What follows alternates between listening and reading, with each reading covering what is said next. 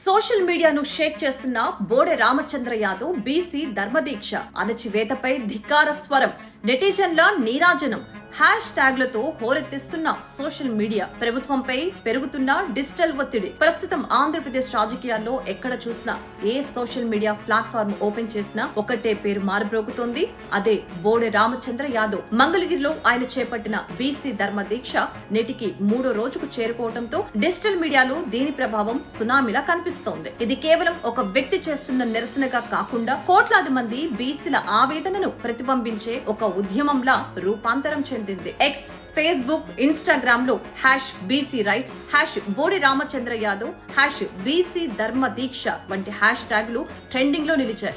ముఖ్యంగా యువత రామచంద్ర యాదవ్ ప్రసంగాలను చిన్న చిన్న వీడియో క్లిప్స్ గా మార్చి వాట్సాప్ స్టేటస్లలో, రీల్స్ లో విపరీతంగా షేర్ చేస్తున్నారు. బీసీలంటే ఓటు బ్యాంకు కాదు, రాజ్యాధికారం సాధించే సింహాలు అంటూ ఆయన గర్జించిన వీడియోలు లక్షలాది వ్యూస్ తో వైరల్ అవుతున్నాయి. నెటిజన్లు కేవలం లైకులు కొట్టడమే కాకుండా బీసీ డిమాండ్ల కోసం మనం కూడా కదులుదాం అంటూ కామెంట్లతో మద్దతు తెలుపుతున్నారు. సోషల్ మీడియాలో కనిపిస్తున్న ఈ స్పందనను చూసి రాజకీయ విశ్లేషకులు సైతం ఆశ్చర్యపోతున్నారు. గతంలో ఏ బీసీ నాయకుడికి డిజిటల్ ప్లాట్ఫామ్స్ పై ఇంత భారీ స్థాయిలో ఆర్గానిక్ సపోర్ట్ లభించలేదు.